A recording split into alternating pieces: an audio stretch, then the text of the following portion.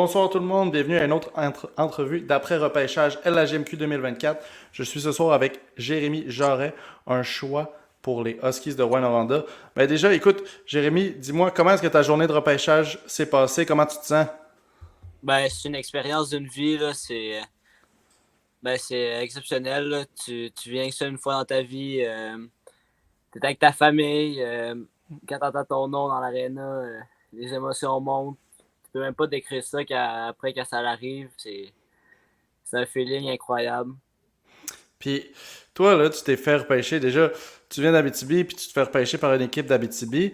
Mais en plus, les Huskies, c'est une équipe qui vient d'aller pour la coupe. Fait ils ont échangé leur gros nom. Maintenant, ils vont mettre plus un focus sur les jeunes un peu. Fait que comment est-ce que tu penses, comment tu trouves la situation dans laquelle tu t'es retrouvé finalement?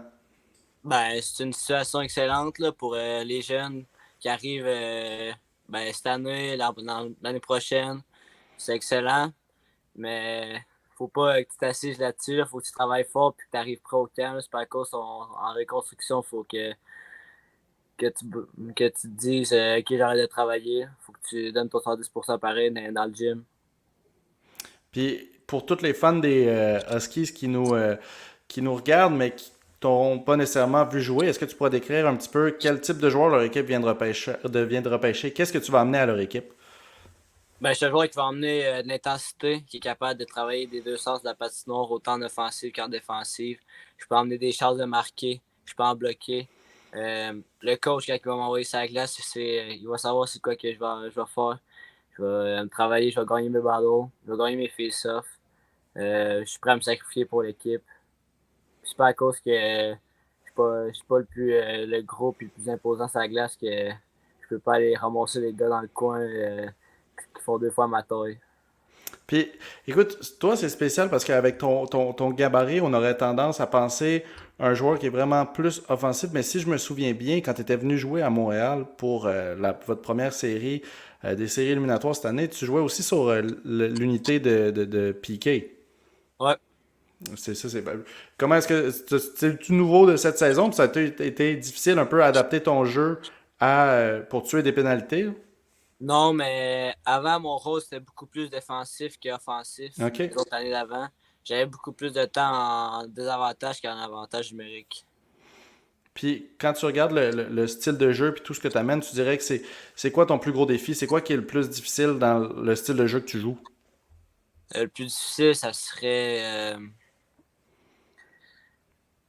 peut-être des fois essayer d'en faire un peu trop. OK. Puis tu penses que c'est quoi l'aspect de ton jeu que tu aimerais le plus travailler avant d'arriver en LHMQ, le petit truc qui te manque? Ma force physique, je travaille beaucoup dessus, mais je pense que je peux encore l'améliorer. Puis pour arriver plus près pour jouer pour les Huskies. Puis là, écoute, cette saison, euh, toi, finalement, tu as eu quand même une très bonne croissance. On a vu ton niveau de jeu s'améliorer beaucoup comparé au début de la saison.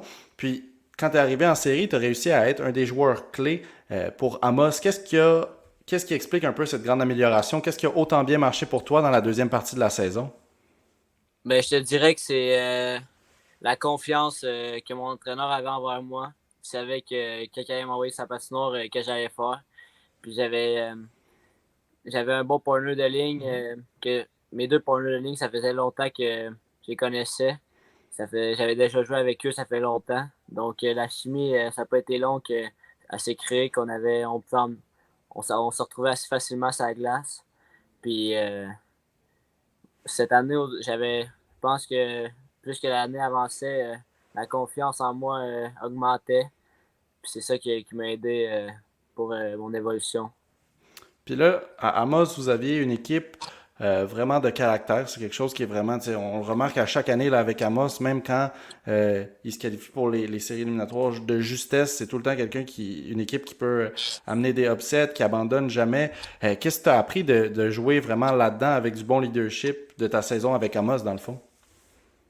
Je pense que j'ai appris que peu importe si on part de deux buts ou de trois buts, les deux ils vont se relever, ils vont booster les gars, puis les coachs aussi. Puis ça l'amène du caractère dans la chambre, sur le banc.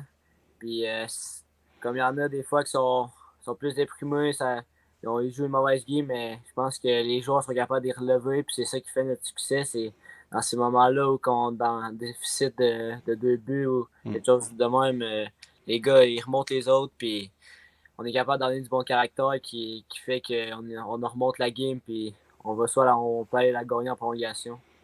Puis là, quand on regarde le court terme, donc l'été qui arrive, puis le début de la saison prochaine, qu'est-ce qu'on peut te souhaiter?